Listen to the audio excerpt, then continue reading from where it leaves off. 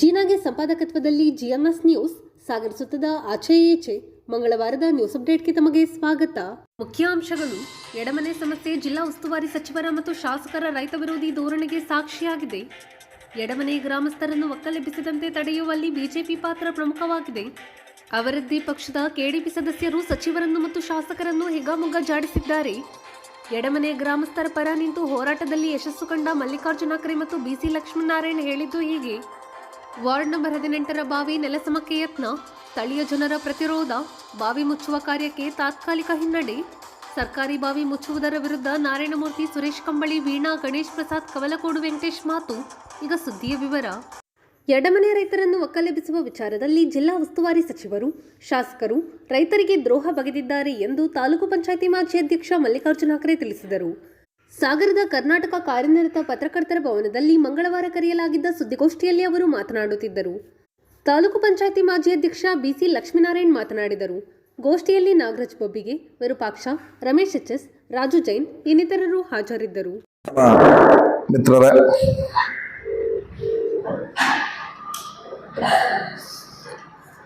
ಈಗಾಗಲೇ ಎಡಮನೆಯ ಗ್ರಾಮದ 16 ಕುಟುಂಬಗಳು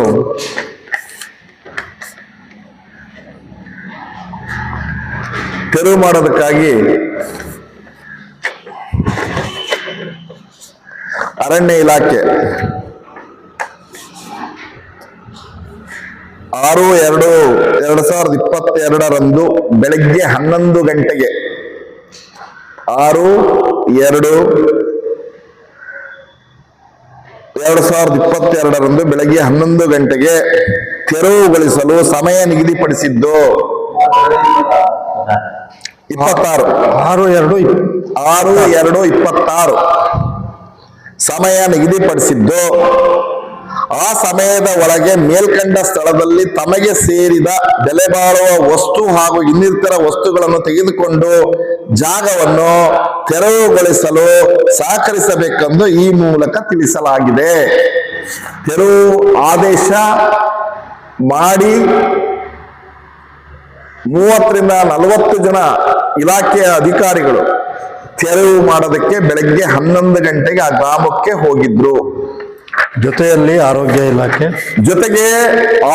ಇಲಾಖೆ ಆಂಬುಲೆನ್ಸ್ ಅವರು ಪ್ರತಿಭಟನೆ ಹೋರಾಟ ಮಾಡಿದ್ರೆ ಅವ್ರನ್ನ ಕರ್ಕೊಂಡು ಹೋಗೋದಕ್ಕೆ ಪೊಲೀಸ್ ಇಲಾಖೆಯವರು ಎಲ್ಲರೂ ಸಹಿತ ಅವತ್ತಿನ ದಿನ ತೆರವು ಮಾಡೋದಕ್ಕಾಗಿ ಹೋಗಿದ್ರು. ಆ ಸಂದರ್ಭದಲ್ಲಿ ಅಲ್ಲಿಯ ನಮ್ಮ ಸ್ಥಳೀಯ BCL ನಮ್ಮ ಮಾಜಿ ತಾಲೂಕ್ ಪಂಚಾಯತಿ ಅಧ್ಯಕ್ಷರು ಲಕ್ಷ್ಮೀನಾರಾಯಣ್ ಅವರು, ಮಾಜಿ ಗ್ರಾಮ ಪಂಚಾಯತಿಯ ಅಧ್ಯಕ್ಷರು ಏನ್ ಮೇಡಮ್ ಪಾರ್ಶ್ವನಾಥ್, ಲೋಲಾಕ್ಷಿ, ಚಂದ್ರಹಾಸು, ನವೀನ್, ಶ್ರೀಧರ್ ಚಂದ್ರೆ, ರಾಜು ಜೈನ್, ಇವರೆಲ್ಲ ಗಮನಕ್ಕೆ ತರ ಅಂತ ಕೆಲಸನ ತಕ್ಷಣದಲ್ಲಿ ಆ ಊರಿಗೆ ಭೇಟಿ ಕೊಡೋ ಅಂತ ಕೆಲಸನ ಮಾಡಿದ್ರು. ಹಿಂದಿನ ದಿವಸ 5ನೇ ತಾರೀಕು ನನ್ನ ಗಮನಕ್ಕೂ ಸಹಿತ ಕೊಡೋ ಅಂತ ಪ್ರಯತ್ನ ಮಾಡಿದ್ರು. ತಕ್ಷಣದಲ್ಲಿ ನಮ್ಮ ಏನವತ್ತು ಅರಣ್ಯ ಹಕ್ಕಲ್ಲಿ ಕೆಲಸ ಮಾಡಿದಂತ ಮಾಜಿ ಗ್ರಾಮ ಪಂಚಾಯತಿ ಅಧ್ಯಕ್ಷರು ಲೋಲಾಕ್ಷಿ ಅವರು ಇದನ್ನೆಲ್ಲದನ್ನು ದಾಖಲೆಗಳನ್ನ ರೆಡಿ ಮಾಡಿದ್ರು. ಆ 16 ಜನ ಕುಟುಂಬದ್ದು ದಾಖಲೆಗಳನ್ನ ರೆಡಿ ಮಾಡಿದ್ದು ಪೆಂಡಿಂಗ್ ಇತ್ತು. ಅದನ್ನೆಲ್ಲದನ್ನು ಹುಡುಕ್ತಾರ ಅಂತ ಪ್ರಯತ್ನ ರಾತ್ರಿನೇ ಮಾಡುವಂತ ಪ್ರಯತ್ನ ಇಡೀ ತಂಡ, ಬಿಜೆಪಿಯ ತಂಡ ಮಾಡ್ತು.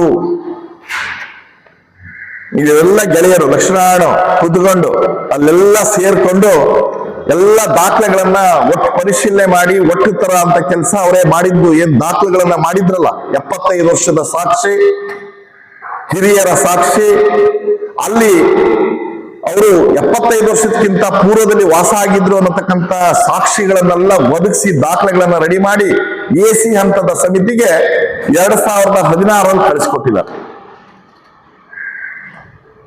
ಹಾಗಾಗಿ ಅರ್ಜಿ ಪೆಂಡಿಂಗ್.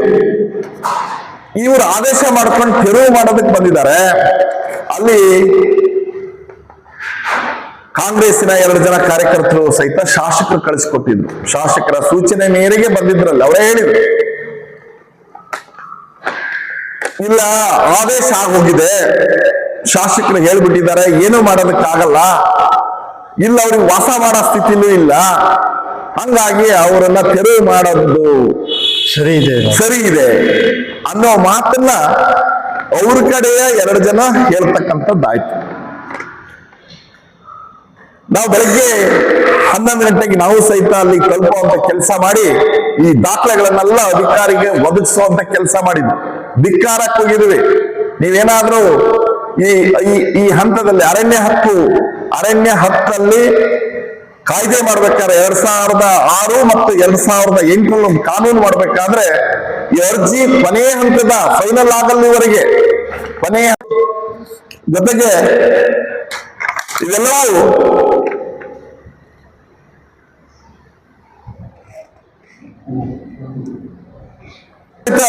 ಇವತ್ತು ರೈತ ವಿರೋಧಿ ನೀತಿಯನ್ನ ನಮ್ಮ ಶಾಸಕರು ಮಂತ್ರಿಗಳು ಪಡಿತ ಆಗ್ತಾ ಇದೆ.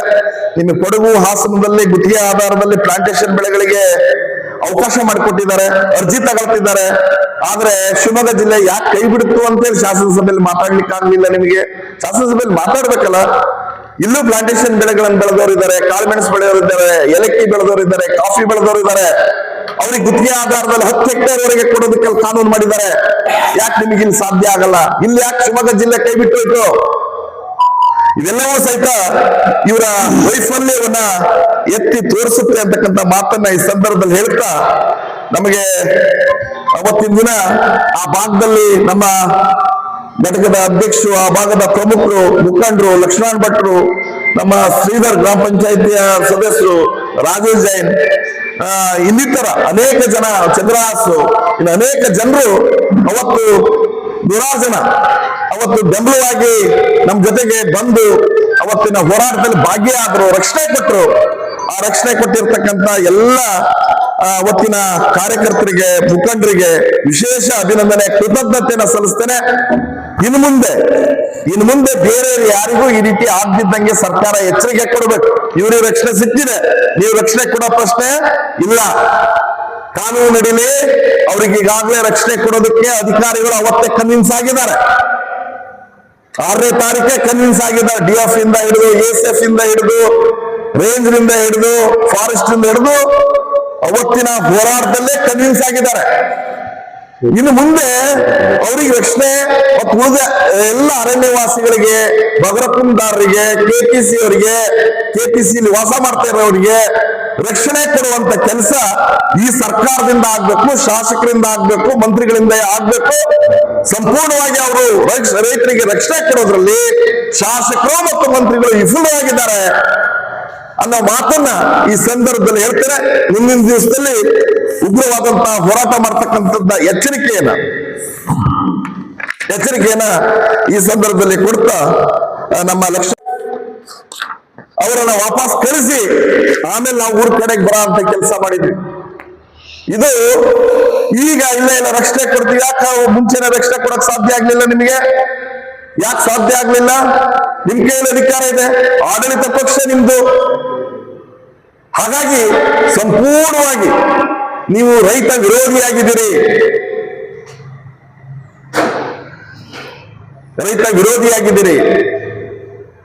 ಆ ಮುಳುಗಡೆ ರೈತರ ಹಿತರಕ್ಷಣೆ ಮಾಡೋದ್ರಲ್ಲಿ ವಿಫಲರಾಗಿದ್ದೀರಿ. ಹಿಂದೆ ಅರಣ್ಯ ಮಂತ್ರಿ KPC ಲ್ಯಾಂಡ್ ಅನ್ನ, ಹೆಚ್ಚುವರಿ ಭೂಮಿಯನ್ನ, ಮುಳುಗದೇರ ಭೂಮಿನ ಏನಲ್ಲಿ 15,000 ಕುಟುಂಬಗಳು ವ್ಯವಸಾಯ ಮಾಡ್ಕೊಂಡಿದ್ದಾರೆ, ಅವ್ರಿಗೆ ಹಕ್ಕುಪತ್ರ ಕೊಡ್ತೀನಿ, ನ್ಯಾಯ ಕೊಡ್ತೀನಿ, ಗುತ್ತಿಗೆ ಆಧಾರದಲ್ಲಿ ಕೊಡ್ತೀವಿ ಅಂತ ಹೇಳಿ ಚುನಾವಣೆ ಕಾಲದಲ್ಲಿ ಭಾಷಣ ಹೊಡೆದು ನಿಮ್ದೇ ಇಶ್ಯೂ ಕಂಡ್ರೆ, ಇವ್ರ್ಯಾರು ಪರಿಸರವಾದಿ ಬರೆದ ಪತ್ರಕ್ಕೆ ಏನು ಆ ಭೂಮಿಯನ್ನ ವಾಪಸ್ ಅರಣ್ಯಕ್ಕೆ ಪಡಿಬೇಕು, ಒತ್ತುವರಿದಾರನ್ನ ಖುಲ್ಲಾಪಡಿಸಬೇಕು ಅಂತೇಳಿ ಆದೇಶ ಮಾಡಿದ್ದಾರೆ. ಮಾಡಿ ಈಗಾಗಲೇ 8 ತಿಂಗಳಾಯ್ತು. ಆ ಮುಳುಗಡೆಯ ಹೆಚ್ಚುವರಿ ಭೂಮಿ, ಆ ಹೆಚ್ಚುವರಿ ಮುಳುಗದೇರೋ ಭೂಮಿ, ಅವನೇ ಮುಳುಗಡೆ ರೈತನೇ ಅಲ್ಲಿ ವಾಸ ಮಾಡ್ತಾ ಇರ್ತಕ್ಕಂಥ ಭೂಮಿ, ಮುಳುಗಡೆ ರೈತನೇ ವ್ಯವಸಾಯ ಮಾಡ್ತಾ ಇರ್ತಕ್ಕಂಥ ಭೂಮಿ. ಅದಕ್ಕೆ ನ್ಯಾಯ ಕೊಡ್ಬೇಕಾದವ್ರು ತಾವು, ಹಕ್ಕುಪತ್ರ ಕೊಡ್ಬೇಕಾದವ್ರು ತಾವು, ಗುತ್ತಿಗೆ ಆಧಾರದಲ್ಲಿ 30 ವರ್ಷ 40 ವರ್ಷಕ್ಕೆ ಗುತ್ತಿಗೆ ಕೊಡ್ಬೇಕಾದವ್ರು ತಾವು. 1971ರ ಪೂರ್ವದಲ್ಲಿ 79ರ ಪೂರ್ವದಲ್ಲಿ ಗುತ್ತಿಗೆ ಆಧಾರದಲ್ಲಿ ಅವ್ರಿಗೆ ಕೊಡ್ತಾ ಇದ್ದಿದ್ದು ದಾಖಲೆಗಳನ್ನ ಹಿಂದಿನ ಪ್ರೆಸ್ ಮೀಟ್ ಅಲ್ಲಿ ತೋರಿಸಿದ್ದೀನಿ ನಿಮ್ಗೆ. 79ರವರೆಗಿದೆ. ಅದನ್ನ ಮರು ಜಾರಿ ಮಾಡಬೇಕಾದ ತಾವು, ಅದನ್ನೇ ಮರು ಜಾರಿ ಮಾಡಬೇಕಾದ ತಾವು ಇವತ್ತು ಅರಣ್ಯಕ್ಕೆ ಮರು ಸೇರ್ಪಡೆಗೆ ನಿಮ್ದೇ ಮಂತ್ರಿ ಕೊಡ್ತಿದ್ದಾರೆ, ವಾಪಸ್ ತಗೊಳ್ಳಿಕ್ಕೆ ಸಾಧ್ಯ ಆಗ್ಲಿಲ್ಲ. ನೀವು ಪಂಪ್ ಸ್ಟೋರೇಜ್ ಬಗ್ಗೆ ಇರೋ ಆಸಕ್ತಿ, ಪಂಪ್ ಸ್ಟೋರೇಜ್ ಬಗ್ಗೆ ನೀವು ಎಷ್ಟು ಉಗ್ರವಾಗಿ ಆಗ್ಲೇಬೇಕು ಅಂತ ವಿಧಾನಸಭೆಯಲ್ಲಿ ಮಾತಾಡಿದ್ರಿ. ತಮ್ಮ ಮಾಧ್ಯಮದ ಮುಂದೆ ಮಾತಾಡ್ತಿದ್ದಾರೆ, ಪಂಪ್ ಸ್ಟೋರೇಜ್ ಆಗ್ಲೇಬೇಕು, ನ್ಯಾಯ ಇಡೀ ರಾಜ್ಯಕ್ಕೆ ದೇಶಕ್ಕೆ ಅನುಕೂಲ ಆಗಂತ ಕಾರ್ಯಕ್ರಮ ಅಂತ ಪ್ರೋಗ್ರಾಮ್ ಅಂತ ಹೇಳೋ ನೀವು ಇದ್ರ ಬಗ್ಗೆ ಯಾಕೆ ವಿಧಾನಸಭೆಯಲ್ಲಿ ಮಾತಾಡ್ಲಿಲ್ಲ? ಮೊನ್ನೆ ರಾಜ್ಯಪಾಲರ ಭಾಷಣದ ಮೇಲೆ ಮಾತಾಡೋದಕ್ಕೆ ನಿಮ್ಗೆ ಅವಕಾಶ ಕೊಟ್ಟಿದ್ರೆ 2 ಗಂಟೆ ಮಾತಾಡಬಹುದಿತ್ತು, 2 ಗಂಟೆ ಕನಿಷ್ಠ 2 ಗಂಟೆ ಮಾತಾಡಬಹುದಿತ್ತು. ಯಾಕೆ ಇದನ್ನೆಲ್ಲ ಮಾತಾಡ್ಲಿಲ್ಲ? ರಾಜ್ಯಪಾಲರ ವಂದನಾ ನಿರ್ಣಯದ ಮೇಲೆ ಇವ್ರಿಗೆ ಭಾಷಣ ಕೊಟ್ಟಿದ್ರು ಕಾಂಗ್ರೆಸ್ ಪಕ್ಷದ ಕಡೆಯಿಂದ. ಕೆಲವೇ ಜನಿಗೆ ಅವಕಾಶ ಕೊಡ್ತಾರೆ. ನೀವು 5 ನಿಮಿಷ ಮಾತಾಡಿ ಇದನ್ನೆಲ್ಲ ಮಾತಾಡೋ ಅವಕಾಶ ಇಲ್ಲನ್ರಿ. ಧ್ವನಿ ಆಗ್ಬೇಕಲ್ಲ, ಜನ ಧ್ವನಿ ಆಗ್ಬೇಕಲ್ಲ. ಶಾಸಕರಾಗೋದು, ಶಾಸಕಾಂಗ ಪಕ್ಷದ ಸದಸ್ಯರಾಗೋದು ಅಂದ್ರೆ ಜನರ ಧ್ವನಿ ಆಗೋದಕ್ಕೆ ವಿಧಾನಸಭೆಯಲ್ಲಿ ಧ್ವನಿ ಆಗಕ್ಕೆ ಹೋಗ್ಬೇಕು, ಹೊರಗಡೆ ಅಲ್ಲ. ಬರೀ ರಮೇಶ್, ಹಾಗಾಗಿ ನೀವು ಈ ವಿಷಯದಲ್ಲಿ ಮೊನ್ನೆ ರೈತರನ್ನ ಒಕ್ಕಲೆಬ್ಬಿಸುವಂತ ತೀರ್ಮಾನ, ಅಲ್ಲೇನೆ ಚನ್ನಗೊಂಡ ಗ್ರಾಮ ಪಂಚಾಯತ್, ಬರ್ರಿ ರಮೇಶ್, ಅಲ್ಲೇನೆ ಚನ್ನಗೊಂಡ ಗ್ರಾಮ ಪಂಚಾಯತಿ 6 ತಿಂಗಳಿಂದ ಶುಂಠಿ ಕಿತ್ರು. ಯಾರ ಹೆಸರು ರೈತ? ಕೋಗಾರ ನಾಗರಾಜ್ ಅಂತ. ಕೋಗಾರ ನಾಗರಾಜ್ ಅಂತ ಹೇಳಿ ಶುಂಠಿ ಕಿತ್ತು ಹಾಕಿದ್ರು. ಅವಾಗ್ಲೂ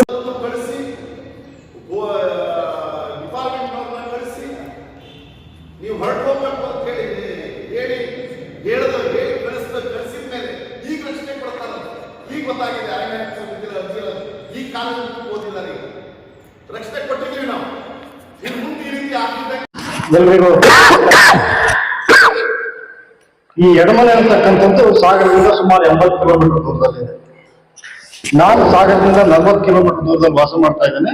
ನಮ್ಮ ಮನೆಯಿಂದಲೂ ಸುಮಾರು 40 ಕಿಲೋಮೀಟರ್ ದೂರದಲ್ಲಿ ಈ ಎಡಮನೆ ಅಂತಕ್ಕಂಥದ್ದು ಊರು ಇರ್ತಕ್ಕಂಥದ್ದು, ಚನ್ನಗೊಂಡ ಗ್ರಾಮ ಪಂಚಾಯತ್. 5ನೇ ತಾರೀಕಿನ ದಿವಸ ಮಧ್ಯಾಹ್ನ ಸುಮಾರು 3:30-4 ಗಂಟೆಗೆ ನಮ್ಮ ಪಕ್ಷದ ಕಾರ್ಯಕರ್ತರು ಈ ರೀತಿ ಆಗ್ತಾ ಇದೆ, ನಾಳೆ ದಿವಸ ಒಕ್ಕಲೆಬ್ಬಿಸ್ತಾರಂತೆ ಈ ತರ ನೋಟಿಸ್ಗಳು ಬಂದಿದ್ದಾರೆ, ಅಲ್ಲಿ ಜನ ಈಗ ಬಂದು ನಮ್ಗೆ ಹೇಳ್ತಾ ಇದ್ದಾರೆ ಅಂತ ನಮಗೊಂದು ಮಾಹಿತಿಯನ್ನು ಕೊಟ್ಟರು. ನಾನು 5ನೇ ತಾರೀಕು ತಕ್ಷಣ ಮಾಹಿತಿ ಬರ್ತಾ ಇದ್ದಾಗೆ ಆ ಸ್ಥಳೀಯ ಊರಿಗೆ ಹೋದೆ. ಅದು ಏನ್ ನೋಟಿಸ್ ಬಂದಿದೆ, ಅವರೆಲ್ಲ ಬಹಳ ಮುಕ್ತ ರೈತರಿದ್ದಾರೆ, ಅವರೆಲ್ಲ ಈಗೀಗ ಜನಾಂಗಕ್ಕೆ ಸೇರಿದವರು, ಆದ್ರೆ ಎಜುಕೇಟೆಡ್ ಪೀಪಲ್ ತುಂಬಾ ಕಡಿಮೆ ಇದ್ದಾರೆ, ಬಹಳ ಮುಕ್ತರಿದ್ದಾರೆ. ಅವ್ರಿಗೆ ಏನ್ ನೋಟಿಸ್ ಬಂದಿದೆ, ಏನಾಗಿದೆ ಅನ್ನೋದ್ರ ಬಗ್ಗೆ ಆ ಸ್ಥಳಕ್ಕೆ ಹೋಗಿ ಮಾಹಿತಿಯನ್ನ 5ನೇ ತಾರೀಕಿನ ರಾತ್ರಿನೇ ನಾವು ಪಡ್ಕೊಂಡ್ವಿ. ಅದಕ್ಕೆ ಏನ್ ಮಾಡ್ಬೋದು, ಆ ಸಂದರ್ಭದಲ್ಲಿ ನಮ್ಮ ನಾಯಕರಾದಂತಹ ಹಾಲಪ್ಪನವರಿಗೂ ಫೋನ್ ಮಾಡಿ, ಮಾಜಿ ಸಚಿವರು ಅವರಿಗೂ ಫೋನ್ ಮಾಡಿ ಈ ರೀತಿ ಪರಿಸ್ಥಿತಿ ಆಗಿದೆ, ನಾವಿದನ್ನ ತಡಿಬೇಕು ಅಂತಕ್ಕಂಥ ನಿಟ್ಟಿನಲ್ಲಿ ಏನ್ ಮಾಡ್ಬೋದು ಅವ್ರ ಸಲಹೆಯನ್ನು ಕೊಡೋದು, ಯಾವುದೇ ರೀತಿ ಈ ತರ ಆಗ್ಲಿಕ್ಕೆ ಅವಕಾಶ ಕೊಡಬಾರ್ದು ಅಂತಕ್ಕಂಥ ಮಾತನ್ನ ಅವರು ಹೇಳಿದ್ರು. ಜೊತೆಗೆ ನಮ್ಮ ಸ್ನೇಹಿತರಾದಂತ ಅಕ್ಷಯರು ಕೂಡ ಆ ಸಂದರ್ಭದಲ್ಲಿ ನಾವು ಕಾಲ್ ಮಾಡಿ ಹೀಗೀಗಾಗಿದೆ ಅಂತ ಹೇಳಿ ಏನ್ ಮಾಡ್ಬೋದು ಅಂತ ನಾವು ಚರ್ಚೆ ಮಾಡಿ ಆ ಇಡೀ ರಾತ್ರಿ ಹಲವಾರು ದಾಖಲೆಗಳನ್ನ ಒಟ್ಟು ಮಾಡ್ಕೊಂಡು ಅವ್ರು ಯಾವ ರೀತಿ ಕಾನೂನಾತ್ಮಕ ನಾವು ಹೋರಾಟ ಮಾಡೋದು, ಚಳವಳಿ ಮಾಡೋದು, ಧಿಕ್ಕಾರ ಮಾಡೋದು ಬೇರೆ ವಿಚಾರ, ಆದ್ರೆ ಕಾನೂನಾತ್ಮಕ ಒಂದು ತಡಿಲಿಕ್ಕೆ ನಮಗೊಂದು ದಾರಿ ಬೇಕಾಗ್ತದೆ. ಅದನ್ನ ಚಿಂತನೆ ಮಾಡಿಕೊಂಡು ಮಾರನೇ ದಿವಸಕ್ಕೆ ಏನು ಅರಣ್ಯ ಹಕ್ಕು ಕಾಯ್ದೆ ಅಡಿಯಲ್ಲಿ ಇವರನ್ನ ರಕ್ಷಣೆ ಮಾಡಬಹುದು ಅಂತಕ್ಕಂಥ ವಿಚಾರವನ್ನು ನಮ್ಮ ಗಮನಕ್ಕೆ ಬಂದ ನಂತರ ಮಾರನೇ ದಿವಸ ವಿಶೇಷವಾಗಿ ಅವರ ರಕ್ಷಣೆಗೆ ಹೋಗಿರ್ತಕ್ಕಂಥದ್ದು ಭಾರತೀಯ ಜನತಾ ಪಕ್ಷದ ಸ್ಥಳೀಯ ಮುಖಂಡರು, ನಾವುಗಳು ಮತ್ತು ಪಕ್ಷದ ಕಾರ್ಯಕರ್ತರು. ಬೇರೆ ಯಾರು ವಿಶೇಷವಾಗಿ ಬಂದಿರಲಿಲ್ಲ. ಕಾಂಗ್ರೆಸ್ನ ಅಥವಾ ಈ ಗೋಪಾಲ್ ಕೃಷ್ಣ ಅವರು ಬೆಂಬಲಿತ ಯಾರು ಬಂದಿರಲಿಲ್ಲ. 2 ಜನ ತರಲೆ ಮಾಡ್ಲಿಕ್ಕೆ ಮಾತ್ರ ಬಂದಿದ್ರು. ಇಲ್ಲ ನಿಮ್ಮನ್ನ ಹೆಂಗ ಬಿಡುತ್ತಾರೆ, ನೀವು ತಲೆ ಕೆಡಿಸ್ಕೊಬಿಟ್ಟು ಹೋಗಿ ಹೇಳಕ್ ಬಂದಿದ್ರು. ಆದ್ರೆ ನಾವು ಭಾರತೀಯ ಜನತಾ ಪಕ್ಷದ ಕಾರ್ಯಕರ್ತರೇ ಅವತ್ತು ಹೋಗಿ ಅಲ್ಲಿ ಅಧಿಕಾರಿಗಳಿಗೆ ಕನ್ವಿನ್ಸ್ ಮಾಡಿ ಇದನ್ನ ನೀವು ಜಾರಿ ಮಾಡ್ಲಿಕ್ಕೆ ಹೋದ್ರೆ ನಾವು ನಿಮ್ಮ ಮೇಲೆ ಫಾರೆಸ್ಟ್ ರೈಟ್ ಆಕ್ಟ್ ಅಲ್ಲಿ ನಿಮ್ಮ ಮೇಲೆ ನಾವು ಕೇಸ್ ಹಾಕ್ಬೇಕಾಗ್ತದೆ, ಕಾನೂನಿನ ಕುಣಿಕೆ ಒಳಗೆ ನೀವು ಇಲಾಖಾ ಅಧಿಕಾರಿಗಳೇ ಸಿಗ್ತೀರಿ ಅಂತಕ್ಕಂಥದ್ದನ್ನ ಅವರಿಗೆ ನಾವು ಕನ್ವಿನ್ಸ್ ಮಾಡಿದ್ವಿ. ಅವರು ಕನ್ವಿನ್ಸ್ ಆಗಿ ಹೋಗಿದ್ದಾರೆ. ಅವ್ರು ಸುಮ್ಮನೆ ಏನು ಬಂದಿದ್ದಲ್ಲ, ಅರಣ್ಯ ಇಲಾಖೆ ಜೊತೆ ಪೊಲೀಸ್ ಇಲಾಖೆ ಇತ್ತು, ಆರೋಗ್ಯ ಇಲಾಖೆ ಇತ್ತು, ಎಲ್ಲಾ ಇಲಾಖೆ ಅಧಿಕಾರಿ ಸುಮಾರು 40 ಜನ ಇದ್ರು. ಆಮೇಲೆ ಇದೊಂದು ಸಣ್ಣ ಪ್ರಕರಣ ಅಲ್ಲ, ಇದು ಒಂದು 16 ಮನೆಗಳು ಬರ್ತದೆ. 14 ಮನೆಗಳಿಗೆ ಫಾರೆಸ್ಟ್ ರೈಟ್ಗಳಿಗೆ ರೆಕಾರ್ಡ್ ಮಾಡಿದೆ. 16 ಕುಟುಂಬಗಳು ಬರ್ತವೆ. ಅಂದ್ರೆ ಒಂದು ಇಡೀ ಊರು 35 ಎಕರೆ ಜಮೀನು ಬರ್ತದೆ ಆ ಸಾಗುವಳಿ ಮಾಡ್ತಾ ಇರ್ತಕ್ಕಂಥದ್ದು. ಪ್ರತಿ ಕುಟುಂಬಕ್ಕೂ ಸುಮಾರು 2 ರಿಂದ 3 ಎಕರೆಯಷ್ಟು ಸಾಗುವಳಿ ಮಾಡ್ತಾರೆ. ದೊಡ್ಡ ಸಾಗುವಳಿದಾರರಲ್ಲ, ಅಡಿಕೆ ತೋಟ ಮಾಡಿದ್ದಾರೆ, ಭತ್ತ ಬೆಳೆಯನ್ನು ಮಾಡಿದ್ದಾರೆ. ಟೋಟಲ್ ಎಕ್ಸ್ಟೆಂಟ್ ಆ ಪ್ರದೇಶದಲ್ಲಿ ಎಲ್ಲಾ ಕುಟುಂಬಗಳನ್ನು ಸೇರಿ ಸುಮಾರು 35 ಎಕರೆ ಪ್ರದೇಶ ಇದೆ. 16 ಮನೆಗಳಿದ್ದಾವೆ. ಒಂದು ಇಡೀ ಊರಿಗೆ ಊರನ್ನೇ ಖಾಲಿ ಮಾಡಿಸ್ತಕ್ಕಂಥ ಈ ಪ್ರಯತ್ನ ಗೊತ್ತಿಲ್ಲ ಅಂತ ಶಾಸಕರು ಹೇಗೆ ಹೇಳ್ತಾ ಇದ್ದಾರೆ, ಜಿಲ್ಲಾ ಉಸ್ತುವಾರಿ ಸಚಿವರು ಹೇಗೆ ಹೇಳ್ತಾ ಇದ್ದಾರೆ? ಇವರಿಗೆ ಗೊತ್ತಿದೆ. ಗೊತ್ತಿದ್ದು ಕೂಡ ಆ ರೈತರ ರಕ್ಷಣೆಯನ್ನ ಮಾಡಲಿಕ್ಕೆ ಯಾವ ಪ್ರಯತ್ನವನ್ನು ಶಾಸಕ ಗೋಪಾಲಕೃಷ್ಣ ಬೇಳೂರು ಆಗಿರ್ಬೋದು, ಜಿಲ್ಲಾ ಉಸ್ತುವಾರಿ ಸಚಿವರಾದ ಮಧು ಬಂಗಾರಪ್ಪನವರಿರ್ಬೋದು, ಯಾರು ಕೂಡ ಮಾಡಲಿಲ್ಲ. ಒಂದು ಊರನ್ನೇ ಖಾಲಿ ಮಾಡತಕ್ಕಂಥ ಕಾನೂನು ಪ್ರಕ್ರಿಯೆ ನಡೀತಾ ಇರೋದು ಒಬ್ಬ ಶಾಸಕರಿಗೆ ಗೊತ್ತಿಲ್ಲ ಅಂತಕ್ಕಂಥದ್ದು ಸಾಧ್ಯನೇ ಇಲ್ಲ. ಇವರಿಗೆ ಗೊತ್ತಿದ್ದು ಕೂಡ ಇವರು ಮೌನವಾಗಿದ್ರು. ಅವತ್ತು 6ನೇ ತಾರೀಕಿನ ನಮ್ಮ ಭಾರತೀಯ ಜನತಾ ಪಕ್ಷದ ಕಾರ್ಯಕರ್ತರು ಮತ್ತು ಸ್ಥಳೀಯ ನಾಯಕರ ನಮ್ಮೆಲ್ಲರ ಹೋರಾಟದ ಫಲವಾಗಿ ಅದು ಬೆಳಕಿಗೆ ಬಂತು. ಇಲ್ಲ ರೈತರು ಬೇರೆ ಯಾರ ಹತ್ರ ಹೋಗ್ತಿರಲಿಲ್ಲ, ಯಾರ ಹತ್ರ ಹೋಗೋದು ಗೊತ್ತಿಲ್ಲ ಅವರಿಗೆ, ಅಷ್ಟು ಮುಗ್ಧರಿದ್ದಾರೆ. ಆ ಬೆಳಕಿಗೆ ಬಂದ ನಂತರ ಇವತ್ತು ನಾಟ್ಯ ಮಾಡ್ತಾ ಇದ್ದಾರೆ. ಇನ್ನೊಂದು ಬಾಲಿಶವಾದಂತ ಹೇಳಿಕೆಗಳನ್ನ ಮಾನ್ಯ ಶಾಸಕರು ಕೊಡ್ತಾ ಇದ್ದಾರೆ. ಯಾರೋ ಏನ್ ಹೇಳಿದ್ರು ಅಂದ್ರೆ ಎತ್ತಿ ಕಟ್ಟಲಿಕ್ಕೆ ಹೋಗಿದ್ದಾರೆ, ಸೋಷಿಯಲ್ ಮೀಡಿಯಾದಲ್ಲಿ ಅನಗತ್ಯವಾಗಿ ಪ್ರಚಾರ ಮಾಡ್ತಾ ಇದ್ದಾರೆ. ಸ್ವಾಮಿ ಅವರು ಬಡವರು, ಅವ್ರಿಗೆ ಗೊತ್ತಿಲ್ಲ ನಾವು ಎತ್ತಿ ಕಟ್ಟ ಕೆಲಸ ಮಾಡೋದಲ್ಲ, ಜಾಗೃತಿ ಮಾಡ್ತಕ್ಕಂಥ ಕೆಲಸವನ್ನು, ಅನ್ಯಾಯವನ್ನು ತಡಿತಕ್ಕಂಥ ಕೆಲಸವನ್ನು ಮಾಡ್ತಾ ಇದ್ದೇವೆ. ಈ ಕೆಲಸವನ್ನು ನೀವು ಮಾಡಬೇಕಾಗಿತ್ತು. ನೀವು ಸಾಮಾಜಿಕ ಮಾಧ್ಯಮಗಳಿರ್ಬೋದು, ಸಾಮಾಜಿಕ ಕಾರ್ಯಕರ್ತರಿರ್ಬೋದು, ಅಥವಾ ವಿರೋಧ ಪಕ್ಷದವರಂತ ನಾವಿರ್ಬೋದು, ನಾವು ಇದನ್ನ ಜಾಗೃತಿಯನ್ನು ಮಾಡಿ ಗಮನವನ್ನು ಸೆಳೆದು ರಕ್ಷಣೆ ಕೊಡ್ತಕ್ಕಂಥ ಕೆಲಸವನ್ನು ನಾವು ಮಾಡಿದ್ದೇವೆ. ಇದನ್ನ ಅಪ್ರಿಶಿಯೇಟ್ ಮಾಡ್ತಕ್ಕಂಥ ಜವಾಬ್ದಾರಿ ಅಧಿಕಾರದಲ್ಲಿರ್ತಕ್ಕಂಥ ನಿಮ್ಮದಾಗಿತ್ತು. ಅದರ ಬದಲಿಗೆ ಸಾಮಾಜಿಕ ಮಾಧ್ಯಮಗಳನ್ನ, ಈ ವಿಚಾರವನ್ನ ಜನರಿಗೆ ತಲುಪಿಸತಕ್ಕಂಥ ಸಾಮಾಜಿಕ ಕಾರ್ಯಕರ್ತಗಳನ್ನ ಟೀಕೆ ಮಾಡ್ತಕ್ಕಂಥ ಹಗುರವಾದ ಕೆಲಸವನ್ನ ಮಾನ್ಯ ಶಾಸಕರೇ ನೀವು ಮಾಡ್ತಾ ಇದ್ದೀರಿ. ಇದನ್ನು ನಾವು ಖಂಡಿಸ್ತೀವಿ. ನಿಮಗೆ ಸಾಮಾಜಿಕ ಬದ್ಧತೆ ಇಲ್ಲದೆ ಹೋದ್ರೆ ನೀವು ರಾಜೀನಾಮೆ ಕೊಟ್ಟು ಮನೆಗೆ ಹೋಗಿ. ಶಾಸಕರೇ, ಬಡವರ ಬಗ್ಗೆ ಕಾಳಜಿ ಇಲ್ಲದೆ ರಾಜೀನಾಮೆ ಕೊಟ್ಟು ಮನೆ ಹೋಗಿ. ನಮ್ಮಲ್ಲಿ ಟೀಕೆ ಮಾಡ್ತಕ್ಕಂಥದ್ದಲ್ಲ, ಇದು ನಿಮ್ಮ ಕ್ರಮ ಸರಿಯಾದದ್ದಲ್ಲ, ಇದನ್ನ ನಾವು ಖಂಡಿಸ್ತೇವೆ. ಜೊತೆಯಲ್ಲಿ ಬಹಳ ಬೇರೆ ವಿಚಾರಗಳನ್ನು ಹೇಳಿದ್ರು. ಹೇಳಿದ್ದಾರೆ, ಇನ್ನು ಉಳ್ಳದಲ್ಲಿ ಲೆಟರ್ ಕೊಟ್ಟಿದ್ದೆ, ಆ ದಾಖಲಾತಿ ಕೇವಲ ಅಧಿಕಾರಿ ಹಿಂದೆ ನಾವು ಪ್ರಶ್ನೆ ಮಾಡಿ ಅದನ್ನು ಹೇಳಿದ್ದೆ. ಪುನಃ ನಾನು ಅದನ್ನು ಪ್ರಸ್ತಾಪ ಮಾಡೋದಿಲ್ಲ. ಇನ್ನು ತರುಣ್ ಬಾರಂಗಿ ಹೋಬಳಿಯಿಂದ ಈ ಮಟ್ಟದಲ್ಲಿ ರೈತರನ್ನ ಈ ಮಟ್ಟದಲ್ಲಿ ನಿರ್ಲಕ್ಷ್ಯ ಮಾಡ್ತಾ ಕಿವಿಗೆ ಹೂವಿನ ಕೆಲಸವನ್ನು ಮತ್ತೊಂದಕ್ಕಿಂತ ಮಾನ್ಯ ಶಾಸಕರು ಮಾಡ್ತಾ ಇದ್ದಾರೆ. ಮುಪ್ಪಾನೆ ಸೇತುವೆ ಬಗ್ಗೆ ಮೊನ್ನೆ ಮಾಧ್ಯಮದಲ್ಲಿ ಮಾತಾಡಿದ್ದಾರೆ. ಇದು 100 ಕೋಟಿಯ ಕಾರ್ಯಕ್ರಮ. ಸುಮಾರು ಮುಪ್ಪಾನೆ ಹಲಕೆ ಅಂತ ಮಧ್ಯದಲ್ಲಿ ಶರಾವತಿ ಹೊಳೆ ಬರುತ್ತೆ. ಸುಮಾರು 8 ಕಿಲೋಮೀಟರ್ನಷ್ಟು ಮಣ್ಣು ರಸ್ತೆ ಇದೆ. ಆ ರಸ್ತೆಯನ್ನ ಪ್ರೈಮರಿಯಾಗಿ ಡೆವಲಪ್ಮೆಂಟ್ ಮಾಡಬೇಕು ಅಂತ ಹಿಂದೆ ಬಾಂಗ್ಯ ಸಚಿವರಾದಂತ ಆಲೋಚನೆ ಒಂದು 30 ಲಕ್ಷ ರೂಪಾಯಿ ನಿಂತಿದೆ. ಅದು ಬಹಳ ಹಾಳಾಗೋಗಿದೆ, ಅದನ್ನು ಸ್ವಲ್ಪ ರಿಪೇರಿ ಮಾಡಬೇಕು. ಅದನ್ನ ಇವರು ಡೈವರ್ಟ್ ಮಾಡಿ ಬೇರೆ ಕಾಮಗಾರಿಗಳಿಗೆ ಬಳಸಿದ್ದಾರೆ ಹಾಲಿ ಶಾಸಕರು. ಸ್ವಾಮಿ, ಸೇತುವೆ ಬಗ್ಗೆ ಮಾತನಾಡ್ತಕ್ಕಂಥ ನೀವು ಮೊದಲು ಈ 8 ಕಿಲೋಮೀಟರ್ ಮಟ್ಟ ರೋಡ್ ಇದೆಯಲ್ಲ, ಯಾಕೆ ಆಗ್ತಾ ಇಲ್ಲ, ಆ ರಸ್ತೆಯನ್ನು ಮೊದಲು ರಿಪೇರಿ ಮಾಡಿ, ಮತ್ತು ಈ ರಸ್ತೆ ರಿಪೇರಿಗಾಗಿ ಇಟ್ಟಂತ ಹಣವನ್ನ, ಹಿಂದಿನ ಶಾಸಕರು ಇಟ್ಟಂತ ಹಣವನ್ನ ಯಾವ ಉದ್ದೇಶಕ್ಕಾಗಿ, ಯಾವ ಕಾಳಜಿಗಾಗಿ ನೀವು ಬದಲಾವಣೆ ಮಾಡಿದ್ದೆ ಅನ್ನೋದನ್ನು ಜನರಿಗೆ ಹೇಳಿ. ಒಂದು ಸ್ವಲ್ಪನಾದ್ರೂ ಆ ಭಾಗದ, ಆ ರಸ್ತೆಯ ಮಾರ್ಗದ ಬಗ್ಗೆ ನಿಮಗೆ ಕಾಳಜಿ ಇದ್ದಿದ್ರೆ ಹಿಂದಿನ ಶಾಸಕರು ಇಟ್ಟಂತ ಹಣವನ್ನು ಬದಲಾವಣೆ ಮಾಡ್ತಕ್ಕಂಥ ಕೆಲಸವನ್ನು ನೀವು ಮಾಡ್ತಿರ್ಲಿಲ್ಲ. ನೀವು ಅಧಿಕಾರಕ್ಕೆ ಬಂದು 3 ವರ್ಷ ಆಗ್ತಾ ಬಂತು. 8 ಕಿಲೋಮೀಟರ್ ಮಡ್ ರೋಡ್ ಇದೆ, ವೆಹಿಕಲ್ ಓಡಾಡೋದು ತುಂಬಾ ಕಷ್ಟ ಇದೆ. ಆ 8 ಕಿಲೋಮೀಟರ್ ರಸ್ತೆಯನ್ನ ಹೊಸದಾಗಿ ನಿರ್ಮಾಣ ಮಾಡ್ತಕ್ಕಂಥ, ಅಭಿವೃದ್ಧಿ ಮಾಡ್ತಕ್ಕಂಥ ಕೆಲಸವನ್ನು ನೀವು ಮಾಡ್ಬೇಕಾಗಿತ್ತು, ಅದನ್ನು ಮಾಡಿಲ್ಲ. ಈಗ ಸೇತುವೆ ಮಾಡ್ತೀನಿ ಅಂತೇಳಿ ಜನರ ಕಿವಿಗೆ ಹೂಡಿರ್ತಕ್ಕಂಥ ಕೆಲಸವನ್ನ ಮಾಡಬೇಡಿ. ಜನರಿಗೆ ಅರ್ಥ ಆಗತ್ತೆ. ನಿಮಗೆ ಶಕ್ತಿ ಇದ್ರೆ, ನಿಮಗೆ ಇಚ್ಛಾಶಕ್ತಿ ಇದ್ರೆ, ನಿಮ್ಮ ಇನ್ನೂ 2 ವರ್ಷದ ಅವಧಿಯ ಒಳಗಡೆ ಕನಿಷ್ಠ 8 ಕಿಲೋಮೀಟರ್ ರಸ್ತೆಯನ್ನ ಮತ್ತು ಸೇತುವೆ ಕಾಮಗಾರಿಯನ್ನ ಒಂದು ಅರ್ಧ ಹಂತದಲ್ಲಿ ಮಾಡ್ತಕ್ಕಂಥ ಕೆಲಸವನ್ನ ನಿಮಗೆ ಶಕ್ತಿ ಇದ್ರೆ, ನಿಮಗೆ ಇಚ್ಛಾಶಕ್ತಿ ಇದ್ರೆ, ನೀವು ಹೇಳ್ತಕ್ಕಂಥ ಮಾತಿನಲ್ಲಿ ನಿಮಗೆ ಬದ್ಧತೆ ಇದ್ರೆ ಆ ಕೆಲಸವನ್ನ.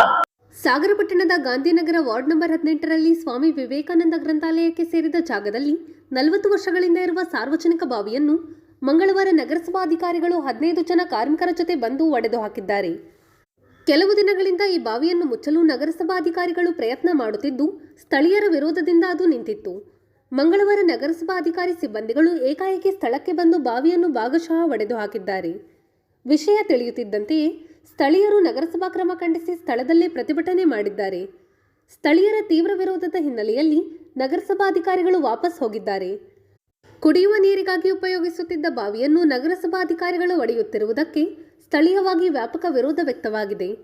ಈ ಸಂದರ್ಭದಲ್ಲಿ ನಾರಾಯಣಮೂರ್ತಿ ಕಾನ್ಗೋಡು, ಸುರೇಶ್ ಕಂಬಳಿ, ಗಣೇಶ್ ಪ್ರಸಾದ್, ವೆಂಕಟೇಶ್ ಕವಲಕೋಡು, ವೀಣಾ ಮಾತನಾಡಿದ್ದಾರೆ.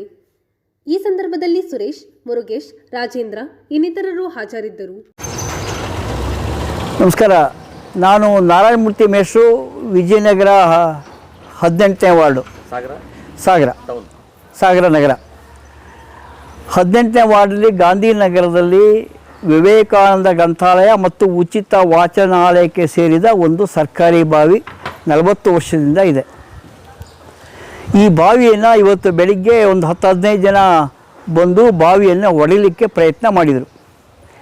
ಸ್ಥಳೀಯ ಜನರು ಇದನ್ನು ಸುದ್ದಿಯನ್ನು ಕೊಟ್ಟಾಗ ನಾವು 10 ಜನ ಬಂದು ಅದನ್ನು ಬಾವಿಯ ಒಡೆಯೋದನ್ನು ನಿಲ್ಲಿಸಿದ್ದೀವಿ. ಇದೇ ಬಾವಿ. ಈ ಬಾವಿ ಸ್ಥಳೀಯರಿಗೆ ಕಳೆದ 40 ವರ್ಷದಿಂದ ಜಲಮೂಲ. ಈ ಬಾವಿಯನ್ನು ಯಾವುದೇ ಕಾರಣಕ್ಕೂ ಒಡೆಯೋದಕ್ಕೆ ಸ್ಥಳೀಯರು ಒಪ್ಪೋದಿಲ್ಲ, ಅದಕ್ಕೆ ಒಡೆಯೋಕ್ಕೆ ಬಿಡೋದೂ ಇಲ್ಲ. ಯಾಕೆ ಒಡೆಯಲಿಕ್ಕೆ ಹೊರಟಿದ್ದಾರೆ ಹೇಳೋ ನಗರಸಭೆಯವರು ನಮಗೆ ಗೊತ್ತಾಗ್ತಾ ಇಲ್ಲ. ಅದಕ್ಕೆ ಕಾರಣ ಏನೇ ಇರ್ಬೋದು. ಆದರೆ ಇಷ್ಟು ಒಳ್ಳೆ ಜಲಮೂಲ ಇರುವ ಬಾವಿಯನ್ನು ನಾವು ಮುಚ್ಚಲಿಕ್ಕೆ ಬಿಡೋದಿಲ್ಲ. ನಾಗರಿಕರದ್ದು ಎಲ್ಲ ವಿರೋಧ ಇದೆ. ನಾವು ಈ ಬಾವಿಯನ್ನು ಮುಚ್ಚಲಿಕ್ಕೆ ಬಿಡೋದಿಲ್ಲ ಹೇಳುವ ಗಮನಕ್ಕೆ ಸರ್ಕಾರಕ್ಕೆ ತರ್ತಾ ಇದ್ದೀವಿ.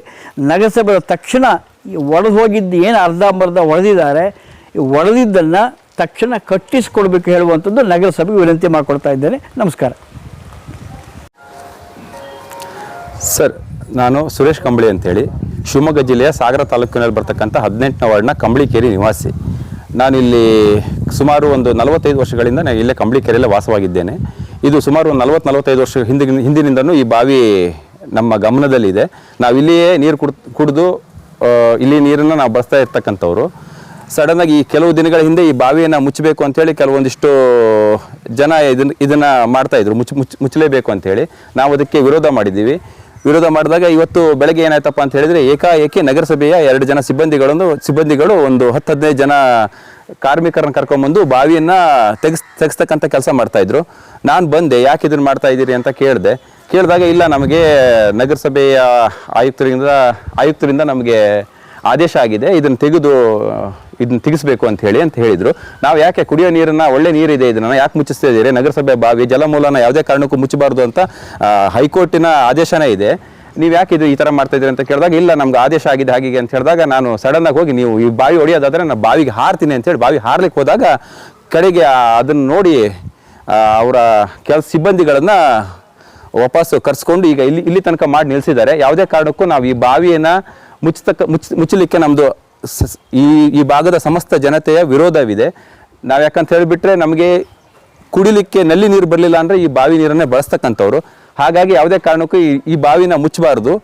ಈ ಬಾವಿ ಈಗೇನು ಮಾಡಿದಾರಲ್ಲ ಇದನ್ನು ನಮಗೆ ಮತ್ತೆ ಕಟ್ಟಿಸ್ಕೊಡ್ಬೇಕು ಅಂತೇಳಿ ನಾವು ವಿನಂತಿ ಮಾಡ್ತಾ ಇದ್ದೀವಿ. ಇದು ಗಾಂಧಿನಗರ ವೀಣಾ ಅಂತ ಹೇಳಿ, ಗಾಂಧಿನಗರ 3ನೇ ಕ್ರಾಸ್ ಟರ್ನಿಂಗ್. ಈ ಗೌರ್ಮೆಂಟ್ ಬಾವಿ ಒಡೆದು ಮುಚ್ಚುತ್ತಾ ಇದ್ದಾರೆ. ನಾವೆಷ್ಟು ಹೇಳಿದ್ರು ಯಾರೂ ಇಲ್ಲಿ ಅದು ಕೇರೆ ಮಾಡಿಲ್ಲ. ಈಗ ಒಡೆದು ಮುಚ್ಚಕ್ಕೆ ಬಂದಿದ್ದಾರೆ. ಗೌರ್ಮೆಂಟ್ ಬಾವಿ ಮುಚ್ಚುತ್ತಾ ಇದ್ದಾರೆ. ಅದು ನಮಗೆ ನೀರು ಬೇಕೇ ಬೇಕು. ನಾವು ಅದೇ ನೀರೇ ಯೂಸ್ ಮಾಡ್ತಾ ಇರೋದು. ಅದನ್ನು ಯಾರು ಈಗ ಬಂದು ಇದನ್ನು ನಿಲ್ಲಿಸಬೇಕು, ಬಾವಿ ಮುಚ್ಚೋದನ್ನು ನಿಲ್ಲಿಸಬೇಕು. ಸ್ನೇಹಿತರೆ, ಇವತ್ತು ನಮ್ಮ ವಿಜಯನಗರ ವಾರ್ಡ್ ನಂಬರ್ 18 ಏನಿದೆ, ಅಲ್ಲಿ ಒಂದು ಸರ್ಕಾರಿ ಬಾವಿ, ಸಾರ್ವಜನಿಕರು ದಿನನಿತ್ಯ ಬಳಸ್ತಾ ಇರ್ತಕ್ಕಂಥ ಒಂದು ಸರ್ಕಾರಿ ಬಾವಿಯನ್ನು ನಗರಸಭೆಯ ವತಿಯಿಂದಲೇ ಮುಚ್ಚತಕ್ಕಂಥ ಒಂದು ಕೆಲಸ ನಡೀತಾ ಇದೆ ಹೇಳ್ತಕ್ಕಂಥ ವಿಷಯ ತಿಳಿದು ಬಂತು. ಬಹುಶಃ ಈಗಾಗಲೇ ನಮಗೆಲ್ಲರಿಗೂ ಕೂಡ ಗೊತ್ತಿದೆ, ಸುಪ್ರೀಂ ಕೋರ್ಟ್ ಆರ್ಡ್ರೂ ಕೂಡ ಇದೆ. ಕುಡಿಯುವ ಏನು ನೀರಿನ ಬಾವಿಗಳಿರ್ತವೆ ಅದನ್ನು ಮುಚ್ಚಬಾರದು ಅಂತ ಹೇಳ್ತಕ್ಕಂಥ ಒಂದು ಆದೇಶ ಸುಪ್ರೀಂ ಕೋರ್ಟ್ನಿಂದ ಕೂಡ ಇದೆ. ಆದರೆ ಇವೆಲ್ಲವನ್ನು ಮೀರಿ ನಗರಸಭೆ ವತಿಯಿಂದ ನಿರ್ಮಾಣ ಆಗಿರ್ತಕ್ಕಂಥ ಬಾವಿಯನ್ನು ಅವರೇ ಅದನ್ನು ಮುಚ್ತಾ ಇರ್ತಕ್ಕಂಥದ್ದು ಬಹುಶಃ ಅತ್ಯಂತ ವಿಪರ್ಯಾಸದ ಸಂಗತಿ. ವಿಶೇಷವಾಗಿ ಒಂದು ಸಂಸ್ಥೆಗೆ ಅಂದರೆ ವಿವೇಕಾನಂದ ವಾಚನಾಲಯ ಹೇಳ್ತಕ್ಕಂಥ ಒಂದು ಸಂಸ್ಥೆಗೆ ಆ ಒಂದು ಜಾಗವನ್ನು ಕೊಟ್ಟು, ಬಾವಿಯೇ ಕೂಡ ಅದರಲ್ಲೇ ಮುಂಚೆನೇ ಇತ್ತು, ಅದನ್ನು ಕೊಟ್ಟ ಸಂದರ್ಭದಲ್ಲಿ ಆ ಸುತ್ತಮುತ್ತ ಇರ್ತಕ್ಕಂಥ ಎಲ್ಲ ಜನ ಅದನ್ನು ಉಪಯೋಗಿಸ್ತಾ ಇದ್ದರು. ಅದರಲ್ಲೂ ವಿಶೇಷವಾಗಿ ವಿಪರೀತ ಬೇಸಿಗೆ ಆದಾಗಲೂ ಕೂಡ ಆ ಒಂದು ಬಾವಿಯಲ್ಲಿ ನೀರು ಇಂಗ್ತಾ ಇರಲಿಲ್ಲ. ಅಂತಹ ಒಂದು ಸದೃಢ ಬಾವಿಯನ್ನು ಯಾಕೆ ಮುಚ್ತಾ ಇದ್ದಾರೆ ಹೇಳ್ತಕ್ಕಂಥ ಕಾರಣ ಯಕ್ಷ ಪ್ರಶ್ನೆಯಾಗಿ ಕಾಡ್ತಾ ಇದೆ. ಹಾಗಾಗಿ ನಗರಸಭೆಯವರಿಗೆ ನೇರವಾಗಿ ನಾನು ಹೇಳ್ತಾ ಇದ್ದೀನಿ, ಯಾವುದೇ ಕಾರಣಕ್ಕೂ ಕೂಡ ಅಲ್ಲಿರ್ತಕ್ಕಂಥ ಬಾವಿಯನ್ನು ಮುಚ್ಚಬಾರ್ದು. ಮುಚ್ಚಿದರೆ ಸ್ಥಳೀಯ ನಾಗರಿಕರ ಜೊತೆಗೂಡಿ ನಗರಸಭೆ ವಿರುದ್ಧ ನಾವು ಹೋರಾಟವನ್ನು ಮಾಡಬೇಕಾಗಿರ್ತಕ್ಕಂಥ ಅನಿವಾರ್ಯತೆ ಎದುರಾಗುತ್ತೆ ಹೇಳ್ತಕ್ಕಂಥ ಮಾತನ್ನು ಹೇಳ್ತಾ ಇದ್ದೀನಿ. ಜೊತೆಗೆ ಈ ವಿಷಯವಾಗಿ ಈಗಾಗಲೇ ಕೆಲವೊಂದು ವ್ಯಕ್ತಿಗಳು ಕೋರ್ಟ್ಗೆ, ನ್ಯಾಯಾಲಯಕ್ಕೆ ಕೂಡ ಹೋಗ್ತಕ್ಕಂಥ ಮಾತುಗಳನ್ನು ಕೂಡ ಆಡಿದ್ದಾರೆ. ಅದನ್ನು ಕೂಡ ಇನ್ನೊಂದು ಹಂತದಲ್ಲಿದೆ, ಕಾದು ನೋಡೋಣ. ಒಟ್ಟಾರೆ ನಮ್ಮ ಮನವಿ ಏನಂತಂದರೆ ನಗರಸಭೆಯವರಿಗೆ, ಈ ರೀತಿಯ ಸುಮ್ಮನೆ ನೀವು ಈ ಒಂದು ವಿವಾದವನ್ನು ಮೈ ಮೇಲೆ ತೆಗೆದುಕೊಳ್ಳದೇನೆ ಅಲ್ಲಿ ಏನು ಬಾವಿ ಇದೆ ಆ ಬಾವಿಯನ್ನು ಹೇಗಿದೆ ಹಾಗೆ ಬಿಡಿ, ಸಾರ್ವಜನಿಕರ ಉಪಯೋಗಕ್ಕೆ ಅವಕಾಶ ಮಾಡಿಕೊಡಿ ಅಂತಕ್ಕಂಥ ಆಗ್ರಹವನ್ನು ಈ ಸಂದರ್ಭದಲ್ಲಿ ಮಾಡ್ತಾ ಇದ್ದೀವಿ. ನಡೆಸ್ಕೊಂಡು ಬರ್ತಾ ಇದ್ದೀವಿ. ಅನಂತರ ನಮಗನ್ನಿಸ್ತು ಒಂದು ಜಾಗ ಬೇಕು, ಈ ಕಾಯಂ ನಡೀಬೇಕು ಇರ್ತಕ್ಕಂಥ ಅಪೇಕ್ಷೆಯೊಂದಿಗೆ ಅಂದಿನ ಅಧ್ಯಕ್ಷರಾಗಿರ್ತಕ್ಕಂಥ MB ಪುಟ್ಟಸ್ವಾಮಿಯವರು ಹೇಳಿದರು. ಅದ ನಂತರ ಗೋಪಾಲಕೃಷ್ಣ ಚಿಪ್ಪಳಿಯವರ ಅಧ್ಯಕ್ಷತೆಯಲ್ಲಿ ಹೊಸ ಕಮಿಟಿ ಬಂದ ತಕ್ಷಣ ಅದಕ್ಕೆ ಒಂದು ಜಾಗವನ್ನು ನಿರ್ಣಯ ಮಾಡಿ ನಾವು ಪುರಸಭೆಯಲ್ಲಿ ಗಾಂಧಿನಗರದಲ್ಲಿ ಒಂದು ಜಾಗವನ್ನು ಕೊಂಡ್ಕೊಂಡ್ವಿ. ಅದಕ್ಕೆ ಸಾಗರ ಪುರಸಭೆಯಲ್ಲಿ ಅಲ್ಲಿ ಅಂದಿನ ಸದಸ್ಯರಾಗಿರ್ತಕ್ಕಂಥ ವೆಂಕಟೇಶ್ KS ಅವರು ಅದಕ್ಕೆ ಮುತುವರ್ಜಿ ವಹಿಸಿ ಒಂದು ಜಾಗ, ಜೊತೆಗೆ ಪುರಸಭೆಯಿಂದನೇ ಒಂದು ಬಾವಿಯನ್ನು ತಿಳಿಸ್ಕೊಟ್ರು. ಮುಂದೆ ಒಳ್ಳೆಯದಾಗತ್ತೆ, ಅಲ್ಲಿ ಬ್ರೀಡಿಂಗ್ ಆಗಬೇಕು, ಜನಕ್ಕೆ ಅನುಕೂಲ ಆಗಬೇಕು ದೃಷ್ಟಿಯಿಂದ ಆ ಕಂಬಳಿ ಕೇರಿಯ ಎಲ್ಲ ಇವರಿಗೂ ಕೂಡ ಅನುಕೂಲ ಆಗಲಿ ಅಂತ ಒಂದು ಬಾವಿ ತಿಳಿಸ್ಕೊಟ್ಟಿದ್ದಾರೆ. ಈಗ ನಾವು ಆ ಬಾವಿಯನ್ನು ಇಟ್ಟುಕೊಂಡು ಒಂದು ಸಮುದಾಯ ಭವನ ಮಾಡಬೇಕು ಅಂತ ತೀರ್ಮಾನ ಮಾಡಿ ಹಲವು ಜನರಿಗೆ ಈಗಾಗಲೇ ನಾವು ಅರ್ಜಿಯನ್ನು ಕೊಟ್ಟಿದ್ದೇವೆ. ಈಗ ನಾವು ಏನು ತೀರ್ಮಾನ ಮಾಡಿದ್ದೇವೆ ಏಕೆಂದರೆ ಆ ಬಾವಿ ಮಧ್ಯ ಬಂದಿದ್ದರಿಂದ ನಮ್ಮ ಸಮುದಾಯ ಭವನ ತೊಂದರೆ ಆಗಬಹುದು ಎಂಬ ದೃಷ್ಟಿಯಿಂದ ಆ ಬಾವಿ ಕಟ್ಟೆಯನ್ನು ಒಡೆದು ಮೇಲುಗಡೆ ಸ್ಲ್ಯಾಬ್ ಹಾಕಿ ಒಂದು ಪಂಪನ್ನು ನೀರನ್ನು ಹಾಕಿ ಕಾಯಂ ನಮಗೂ ಮತ್ತು ಅಲ್ಲಿ ಜನರಿಗೆ ಅನುಕೂಲ ಆಗೋ ದೃಷ್ಟಿಯಿಂದ ನಾವು ಮಾಡಿಕೊಡಬೇಕು ಅಂತ ಈಗ ನಾವು ಸಮುದಾಯ ಭವನ ಜೊತೆಗೆ ಅದನ್ನು ಕೂಡ ಮಾಡಿಕೊಡಬೇಕು ಅಂತ ನಾನು ನಗರಸಭೆಗೆ ಒಂದು ಅರ್ಜಿಯನ್ನು ಕೊಡ್ತೇನೆ. ಅದೇ ರೀತಿ ನಾವು ಮಾಡಿದರೆ ನಮ್ಮ ಸಂಸ್ಥೆ ಯಾವುದೇ ತಕರಾರುಗಳಿರೋದಿಲ್ಲ. ಜೊತೆಗೆ ಆ ಜನರ ಅಭಿಪ್ರಾಯಕ್ಕೆ ಮನ್ನಣೆ ಕೊಟ್ಟುಕೊಂಡು ಮಾಡಬೇಕಾದ ನಮ್ಮ ಧರ್ಮ ಇದೆ. ಯಾಕೆಂದ್ರೆ ನಾವು ಅಲ್ಲೇ ಇರೋರು ಮತ್ತು ಆ ಸಮುದಾಯ ಭವನ ಆ ಜಾಗ ಜನರಿಗೆ ಅನುಕೂಲ ಆಗ್ತದೆ, ಸಾರ್ವಜನಿಕರಿಗೆ ಅನುಕೂಲ ಆಗಲಿ, ನಮ್ಮಿಂದ ಹಿಂದೆ ಏನು ಕನಸು ಕಂಡಿದ್ದರು ಅವರ ಕನಸುಗಳೆಲ್ಲ ನನಸಾಗಲಿ ಹೇಳೋದೇ ನಮ್ಮ ಮುಖ್ಯ ಉದ್ದೇಶವಾಗಿದೆ. ಈಗಾಗಲೇ MLA ಅವರವರೆಗೂ ಹೇಳಿದ್ದಾರೆ, ನಾವು ಸಮುದಾಯ ಭವನ ಕೊಟ್ಕೊಡ್ತೀನಿ ಅಲ್ಲಿ ಹೇಳಿ. ಅದು ಆದರೆ ಭಾಳ ಒಳ್ಳೆಯದು. ಅದಕ್ಕೆ ನಿಮ್ಮೆಲ್ಲರ ಸಹಕಾರ ಬೇಕು ಅಂತ ತಮ್ಮಲ್ಲಿ ವಿನಂತಿ ಮಾಡ್ತೇನೆ. ಯಾವುದೇ ಕಾರಣ ಅಂದಿನ ಪುರಸಭೆಯವರು ಕುಡಿಯುವ ನೀರಿಗಾಗಿ ತೋಡಿರ್ತಕ್ಕಂಥ ಬಾವಿಯನ್ನು ಯಾವತ್ತೂ ಮುಚ್ಚಬಾರದು. ಆ ಬಿಲ್ಡಿಂಗ್ ಮೇಲೆ ಬರೋ ದೃಷ್ಟಿಯಿಂದ ಅದನ್ನು ಸ್ಲ್ಯಾಬ್ ಹಾಕಿ ಪಂಪ್ ಸೆಟ್ ಹಾಕಿ ನೀರಿನ ಕುಡಿಯುವ ಯೋಜನೆಯನ್ನು ನಮ್ಮ ಸಂಸ್ಥೆಗೂ ಮತ್ತು ಅಲ್ಲಿ ಇರ್ತಕ್ಕಂಥ ವಾರ್ಡಿನ ಸದಸ್ಯರಿಗೂ ಅನುಕೂಲ ಆಗೋ ದೃಷ್ಟಿಯಿಂದ ಮಾಡಿಕೊಡಬೇಕು ಹೇಳೋದು ನಮ್ಮ ಅಪೇಕ್ಷೆಯಾಗಿದೆ. ನಾವು ಅದೇ ರೀತಿಯೇ ನಾವು ಪುರಸಭೆಯವರು ಬಿಲ್ಡಿಂಗ್ ಕಟ್ಟೋ ಟೈಮಿಗೆ ನಾನು ಅವ್ರು ಕೇಳ್ಕೊಳ್ತೇನೆ. ಇದು ಮಂಗಳವಾರದ ಸಮಗ್ರ ಸುದ್ದಿ. ನಿರಂತರ ಸುದ್ದಿಗಾಗಿ ನೋಡ್ತಾ ಇರಿ GNS ನ್ಯೂಸ್. ನಮಸ್ಕಾರ.